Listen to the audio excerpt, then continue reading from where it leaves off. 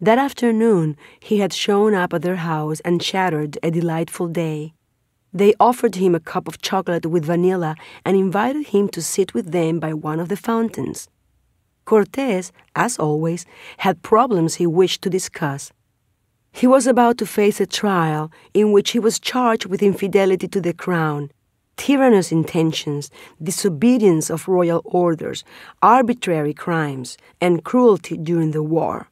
The failure to give the King of Spain what was due to him, the wrongful appropriation of large parcels of urban and rural lands, and the murder, among others, of Catalina Suárez, his wife. Confronted with the gravity of the accusations, Cortés had given the names of Malinche and Jaramillo so that they could make declarations as his witnesses. By his tone in addressing them, Malinche felt as if Cortés were not simply asking them, but had come to collect all debts. Cortés, aside from giving them the land where they now lived, had given them parcels in the towns of Oluela and Jaltipan, towns near Coatzacoalcos, where Malinche was born.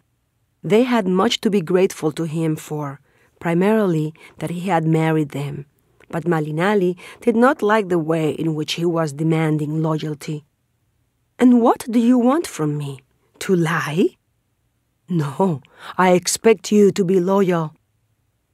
Suddenly the afternoon acquired a gray cast, and the sun was devoured by the humidity in the sky. Malinche's eyes were wet, beautiful, and sorrowful. As if tired of looking, they wanted to silence the images in the brain and erase from memory all shapes and all reflections of a conquest and a deceitful, illusory world. Pronouncing the word Cortés in a grave tone, she said, "Cortés, I will forever be grateful for my son and the husband that you gave me, the piece of land that you kindly gave to Jaramillo and me so that we might spread our roots. But do not ask me to speak on your behalf, not in that tone. I am no longer your tongue, Lord Malinche." It had been a long time since anyone had called him Malinche. They had stopped calling him that when Malinche married Jaramillo, when she stopped being his woman, when they separated. Fire came out of his eyes, and in a contained rage he responded, "Who do you think you are, speaking to me like that?" Jaramillo, who knew his wife better than anyone, saw the fit of anger in her eyes, and he realized that she was going to vomit all of her hatred on Cortés. Excusing himself, he got up, took the children by the hand, and led them to their rooms. Malinche waited before answering Cortés. First, she put together all the words that she had gathered in her moments of pain and desperation. She was tired, extremely tired of Cortés and all his strategies. She was tired of being his reflection.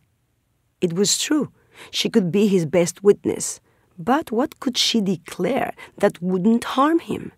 She, the most humble, the blindest of all, what could she have seen?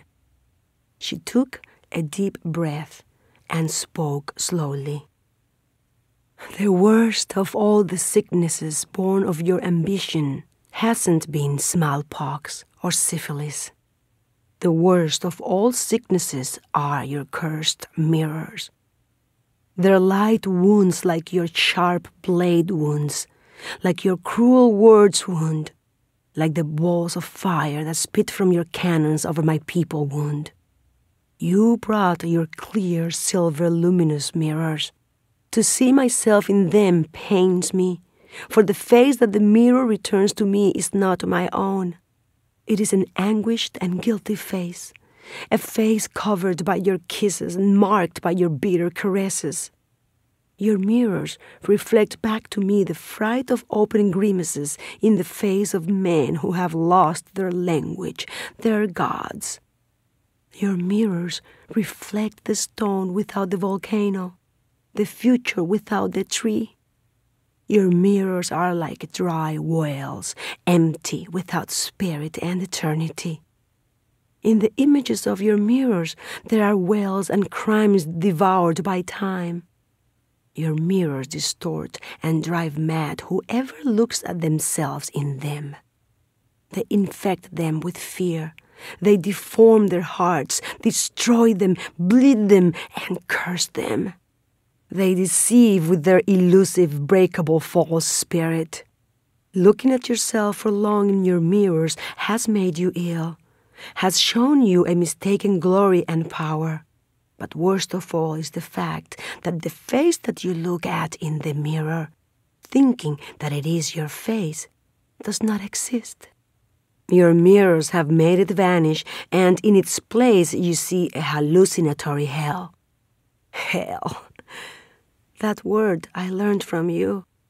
That word that I do not understand. That place created by your people to eternally damn everything that lives. That terrifying universe that you have fabricated is the one that cuts out your image and freezes itself in the mirror. Your mirrors are as terrible as you are. What I most hate, Hernan, is to have looked at myself in your mirrors, in your black mirrors. The search for the gods is the search for oneself. And where do we find ourselves hidden? In the water, in the air, in the fire, in the earth. We are in the water, hidden in the river. Water makes up part of our body, but we do not see it. It courses through our veins, but we do not feel it. We only see the water on the outside. We only recognize ourselves in our reflections. When we look at ourselves in the water, we know too that we are light, or we would not be reflected. We are fire, we are sun. We are in the air, in the word. When we say the names of our gods, we say our own. They created us with their word, and we recreate them with ours. Gods and men are the same. Child of the sun, child of the water, child of the air, child of the corn, born in the womb of Mother Earth. When one finds the sun, the moving fire, the water, the hidden river, the air, the sacred song, the earth, and the flesh of corn within oneself, one is transformed into a god. For Malinche, it was urgently necessary to find herself once again, by finding once again her gods. After the terrible argument with Cortés the previous day, she felt as if she wasn't inside her own body, that her soul had escaped, that it had fled, that it had evaporated with the rays of the sun. To see herself reflected in Hernán Cortés had left her confused. She had to confront her dark side before recapturing the light. To achieve this, she had to take the same journey that Quetzalcoatl had taken through the inner earth, through the underworld, before becoming the morning star. The cycle of Venus was the cycle of purification and rebirth. At a certain moment, Venus Quetzalcoatl disappears, is not seen in the sky because he enters the womb of Mother Earth. He descends to recover the bones of his ancestors. Bones are the seed, the origin of the human body planted in the cosmos. Before recovering his body, Quetzalcoatl has to face his desires, see himself in the black mirror to achieve purification. If he is able to do it, the sun under the earth, under the hills, will lend its strength so that the earth opens and lets sprout the seed that is nourished with water from the hidden river. Quetzalcoatl, who descended as a fleshless spirit, in contact with the forces that bring forth life, will reunite his bones with his flesh. Malinche spent all night preparing for the journey. At dawn, she said goodbye to Jaramillo, her dear husband, and entrusted him with taking care of the children while she went in search of herself on the hill of Tepeyac. She felt aching, wounded. She felt that by attacking Cortés, she had attacked herself. As she climbed the hill, she said, "Water does not attack water. Corn does not attack corn. Air does not attack air. The earth does not attack the earth. It is the man who doesn't see himself in them that attacks them, destroys them. The man who attacks himself does away with the water, with the corn, with the earth, and stops saying the names of his gods. The man who doesn't see that his brother is also wind, also water, also corn, also air, cannot see God." Malinali wanted to see Tonantzin, the feminine deity, the mother. She wanted to say her name to be part of her, to be able to look into her children's eyes without the fear of seeing anger reflected in them. She knew that to achieve integration with the forces of nature, of the cosmos, the first thing she had to do is keep silent and turn her heart toward heaven, full of devotion. Tepeyac, according to the tradition of her ancestors, was where Tonantzin could be found, but Malinali was not sure where. "Where are you?" she asked in silence. "Where are you, soul of things? Essence of the visible, eternity of the stars.